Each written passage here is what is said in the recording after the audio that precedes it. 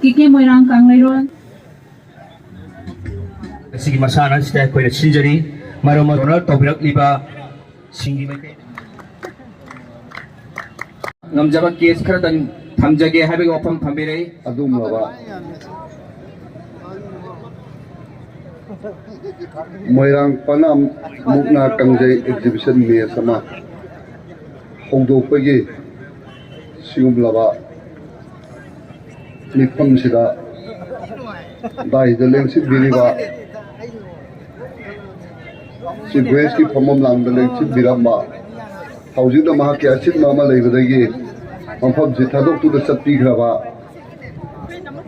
Shri Karam Shyam Singh, Honorable Ex-Minister, MLA Langtamal AC. Aduga loida na mahaki achit mama leibadagi mafam si yorpag ng gidraba. Si Grace ki phamam langda kabi gadaba ay ginaw ni pa Tomo Brovindo hauji thang lagi MLA oibidiba aduga guest of honor ki phamam langda lengsit biribi ay isa dupi Brinda Thongaw jab social worker ya school bo ay nahan no ka thagat pa pudok sadi loida na ay iudaw thangjing laikon gi phamnai ba loisang gi akoi gi itan puje kai phamo khada ko pubiri ba halibungo amade koi kabi union gi president pulo ko ina hanoba amukahna ikai kumnawa loidala nulupo laba yamna ityahasik oiragadaba Manipura hanba pangthokpa aikogi mirol kyala urakraba una kangjei abadi aigi Moirang Chengei Lampak matangda mamangda social worker oibiriba aigi sanupi Bindya Thouram jamna Moirang ge history kya ama amadi aikogi salai tare kyo wafung kya ama play hodigai mamangda hongdok pigre Maduda su miyamna kay mukhadi khangam mani haibigi ay thajaba thamjari aduna ay da miyamna thamjani yo phamdi ay na train thrisba Vidhan Sabha gi hek MLA oina karakpaga ay gi Moirang Chengei Lampak mari leinaba posak khudikmak ay yokat tabayade amadi makhoi sibo kalhongna bidamta ay khongjang ma sangsin dabayade heba wakal lodda mathang changsin jarapada aina Mukna kangjei susu madugi manungda khwaidagi maruoiba manena khanjaraga masigi exhibition se krabai tawna tawhingadage na aina khallaga leijeringaida KK Moirang Chengei Lampak kanbalukki general secretary amadi president laktana aiga wase talanjagi badi matamduda KK Moirang kanbalukki president ga general secretary ga khoi talnaru matungda adudadi sigumba Mukna kangjei se aikogi Moirang Chengei Lampak satnabida karam matamna pangthokpagi la hangbada aikogi lai haktaktagi mi haktak phauda baldi masida khamathobi haktak phauda sadariki basingda aikogi sajibugi achunglaba sida thasida masi pangthoi aduna sajibu thasida pangthokto bani haidagi aikogi gasigi ai phalba numisila aikoi achigumlawa exhibition me se pangthokna ba koi lepna jagibani aina makoida aikoi culture aikoi nat ki haurakliba akoi miholondagi laglaba yellow misingi aikoi leirom miopot myam se ngasigi khunaisda manghiba yabagi masak oiraba asigo pyomju ulapari basi kandriya de ba wakalona ina thajaba tamjaraga KK Moirang Chengei Lampak kanbalup na ngasigi sigumlaba akoi Mukna kangjei gi sigumla phajarba sakamse miyamda uhannaba hotnakiba idauta aide KK Moirang Chengei Lampak kanbaluk pusu amadi masida support tawbiriba aikogi Manipur gi Mukna association busu podabak pusu ai baikeidagi amukhaida thagat sabaga loiduna masibu kandam honabada hena chobo thawdang lobinaba ai site gi so amukahna appeal tawjari ki aikogi mangluraba yelobi singi satna kanglol aikogi leijarama mayam se ngasigi ꯃꯤꯔꯣꯜꯁꯤꯡꯁꯤꯗ ꯑꯅꯧꯕ ꯑꯁꯥ ꯑꯃꯒ ꯂꯣꯏꯅꯅ ꯂꯥꯛꯏꯕ ꯃꯌꯥꯝ ꯑꯗꯨꯒ ꯈ꯭ꯋꯥꯏꯗꯒꯤ ꯃꯔꯨꯑꯣꯏꯅ ꯍꯧꯖꯤꯛ ꯍꯧꯖꯤꯛ ꯑꯩꯈꯣꯏꯒꯤ ꯃꯅꯤꯄꯨꯔꯒꯤ ꯆꯤꯐ ꯃꯤꯅꯤꯁꯇꯔ ꯑꯣꯏꯕꯤꯔꯤꯕ ꯑꯣꯅꯔꯦꯕꯜ ꯆꯤꯐ ꯃꯤꯅꯤꯁꯇꯔ ꯃꯤꯡ ꯑꯣꯏꯅ ꯄꯟꯖꯕ ꯑꯦꯟ ꯕꯤꯔꯦꯟꯅ ꯌꯦꯜꯍꯧꯃꯤꯁꯤꯡꯒꯤ ꯂꯩꯔꯝꯂꯤꯕ ꯍꯥꯟꯅꯒꯤ ꯆꯠꯅ ꯀꯥꯡꯂꯣꯟ ꯀꯌꯥꯕꯨ ꯉꯥꯛꯇꯕ ꯌꯥꯗꯦ ꯑꯃꯗꯤ ꯑꯩꯈꯣꯏꯒꯤ ꯑꯥꯏꯗꯦꯟꯇꯤꯇꯤ ꯑꯩꯈꯣꯏꯒꯤ ꯀꯜꯆꯔ ꯀꯟꯗꯕ ꯌꯥꯗꯦ ꯍꯥꯏꯕ ꯃꯍꯥꯛꯀꯤꯁꯨ ꯑꯆꯧꯕ ꯊꯧꯗꯥꯡ ꯑꯃ ꯂꯩꯔꯤꯕꯗꯨꯒꯤ ꯃꯅꯨꯡ ꯆꯟꯅ ꯑꯩꯅꯁꯨ ꯑꯩꯒꯤ ꯃꯣꯏꯔꯥꯡ ꯀꯦꯟꯗ꯭ꯔꯒꯤ ꯑꯩꯈꯣꯏ ꯀꯪꯂꯩꯔꯣꯟꯒ ꯃꯔꯤ ꯂꯩꯅꯅ ꯃꯨꯛꯅꯥ ꯂꯝꯖꯦꯟꯁꯦ ꯑꯃꯨꯛꯇꯪꯗꯤ ꯀꯜꯍꯧꯔꯒ ꯃꯅꯤꯄꯨꯔ ꯈꯨꯟꯅꯥꯏꯗ ꯃꯥꯡꯈ꯭ꯔꯒꯗꯧꯕ ꯑꯩꯈꯣꯏꯒꯤ ꯃꯨꯛꯅꯥ ꯀꯥꯡꯖꯩꯒꯤ ꯆꯠꯅ ꯀꯥꯡꯂꯣꯟ ꯃꯌꯥꯝꯁꯦ ꯍꯧꯔꯛꯂꯤꯕ ꯃꯤꯑꯣꯜꯁꯤꯗ ꯈꯪꯍꯜꯍꯧꯔꯒꯗꯤ ꯑꯩꯈꯣꯏꯒꯤ ꯃꯣꯏꯔꯥꯡꯒꯤ ꯍꯤꯁꯇ꯭ꯔꯤꯁꯦ ꯁꯨꯃꯥꯏꯅ ꯂꯩꯔꯝꯕꯣꯔꯦ ꯍꯥꯏꯕꯗꯣ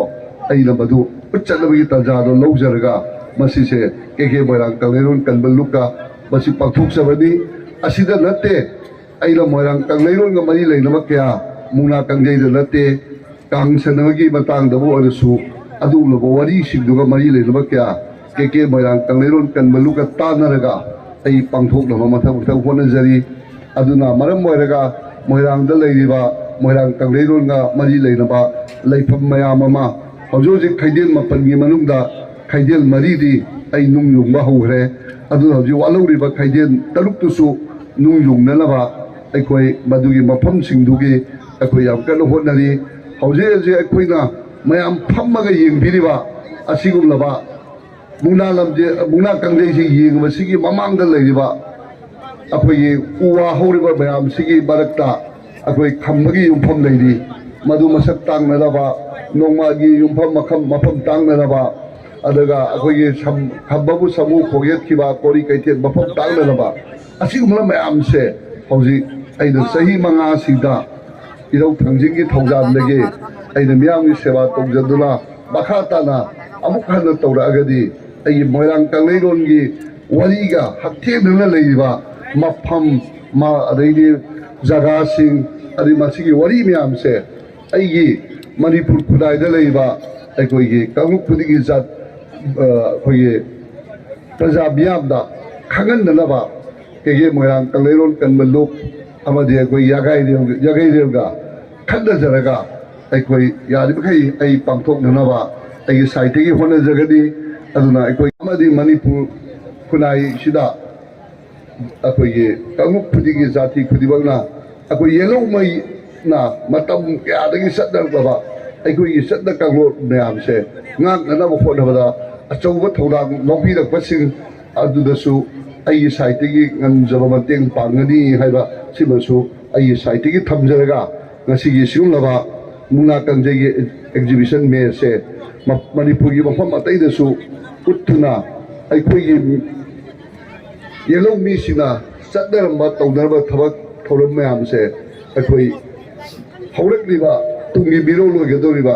ꯅꯍꯥꯔꯣꯜꯁꯤꯡꯗꯨꯗ ꯈꯪꯍꯜꯂꯒ ꯃꯈꯣꯏꯒꯤ ꯋꯥꯈꯜꯂꯣꯟꯗꯁꯨ ꯃꯁꯤꯒꯤ ꯃꯃꯤꯁꯦ ꯐꯖꯅ ꯇꯥꯍꯟꯕ ꯃꯇꯝꯗꯣ ꯌꯧꯔꯦ ꯍꯥꯏꯗꯨꯅ ꯑꯩꯅ ꯃꯅꯤꯄꯨꯔ ꯈꯨꯟꯅꯥꯏꯗ ꯈꯨꯟꯗꯥꯔꯤꯕ ꯀꯥꯡꯂꯨꯞ ꯈꯨꯗꯤꯡꯃꯛꯀꯤ ꯖꯥꯇꯤ ꯈꯨꯗꯤꯡꯃꯛꯀꯤ ꯃꯐꯝꯗ ꯑꯩꯅ ꯑꯄꯤꯜꯁꯦ ꯇꯧꯖꯕꯒ ꯂꯣꯏꯅꯅ ꯃꯁꯤꯕꯨ ꯌꯣꯛꯈꯠꯄꯗ ꯑꯩꯈꯣꯏ ꯄꯨꯝꯅꯃꯛ ꯑꯆꯧꯕ ꯊꯧꯗꯥꯡ ꯂꯧꯃꯤꯟꯅꯔꯁꯤ ꯍꯥꯏꯗꯨꯅ ꯃꯌꯥꯝꯗ ꯊꯝꯖꯔꯒ ꯉꯁꯤꯒꯤ ꯑꯣꯏꯅꯗꯤ ꯃꯁꯥꯏꯗ ꯕꯤꯗꯥꯏ ꯂꯧꯖꯒꯦ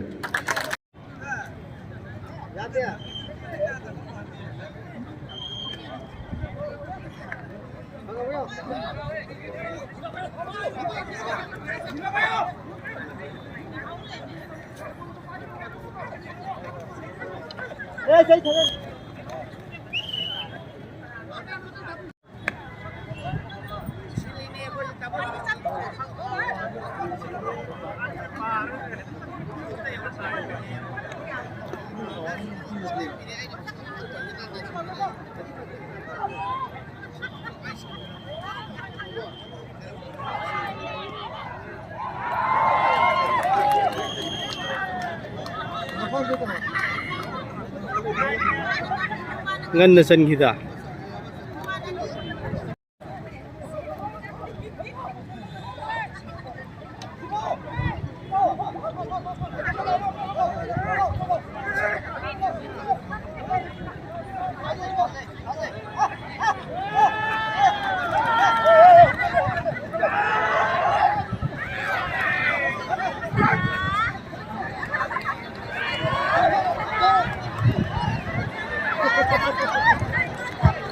Hauzik ngahaki mamangda kuka fanana kay hani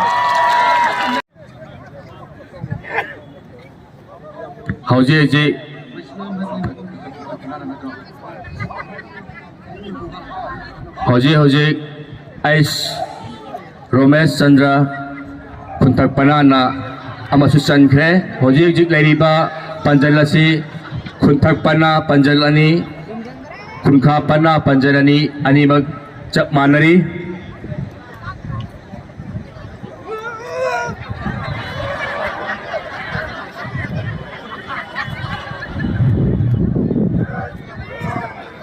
Hauzik ngasigi asigumlaba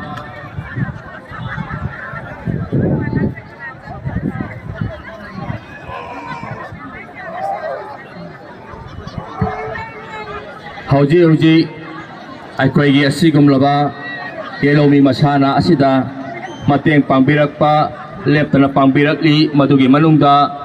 ningombom salai kanbaluk inina lupa lising amasu gogal perna kapirakli madugi namta sungam khilaitana ningombom salai kanbalupu thagachari mathangda thaus ikai thangjing awang laikai kamitina hauzik lupa lising nama changwa gasu pangbirami madugi damakta sinjariba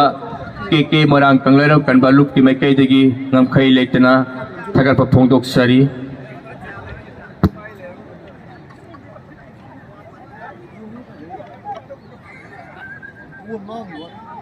बोल चले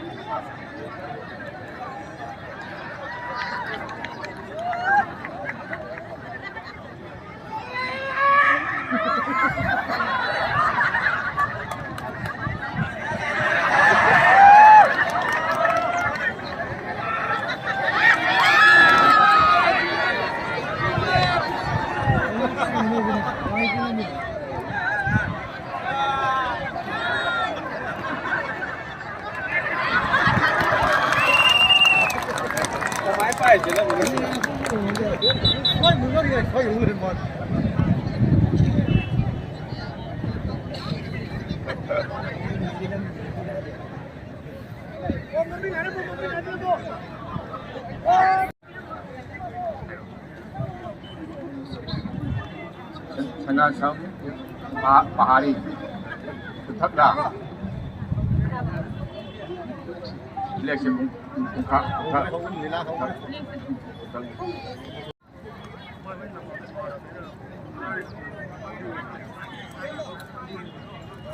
ta aikogi mateng pangbirapa singgi manungda ningombam salai kanbaluk init na ngasigi asigumba yalomigi masana ma oriba muna kangjei asida lupa lising ama mateng tawbirakli masigi damaktasu salai KK Chengei Lampak kanbaluk ki maikai dingam khai leitana thagat phongdok sari. Thank you.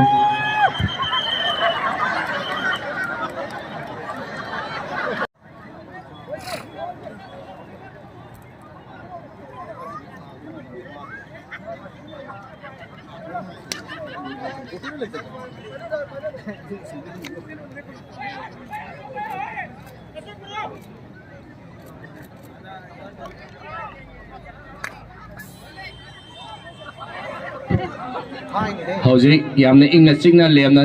yamna nungai na masana si sanari numina marai chai trakpa yamna nungai ba ngasigi asigumlaba yelomi gi masana ma oiriba muna kangjei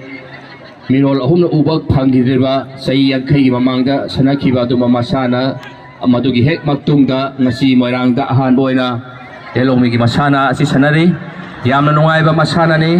mayam nungai na yengbiu miyeng tabiu ngasigi asigumlaba yai pharba mikup asi ibu thau thangjingna chanbiduna nongchinggi pibamsu thodokpa akaiba pihan bidre yamna nungaiba aduma mikup ama uhenbibegedama lamdama asibu konbiriba ibudau thangjing musu sinjariba luploigi maikaidagi kok nona khurum jabaga lonna kai khumna uchari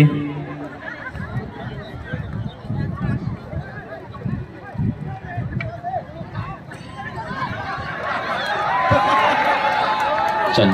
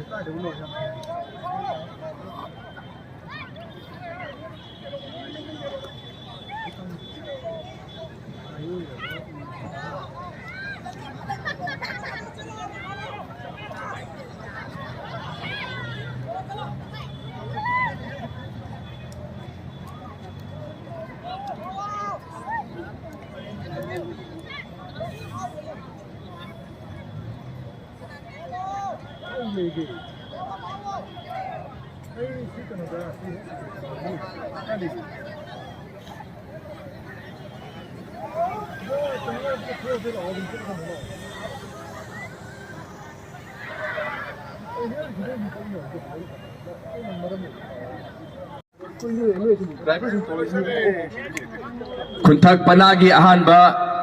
donate tawbigedaba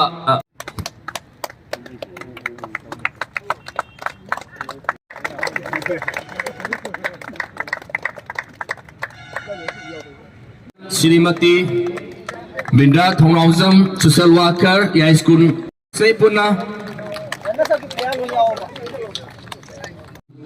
Say Yankei Mamang the Ukidraba Masana Makak Nasidi Moirang Sri Thongam Santi Singha Honorable MLA Libumo Papam Ibo Babu Singhagi Mingda Masig winner Singda cash prize and a PBD Luplogi Makaidigi thank you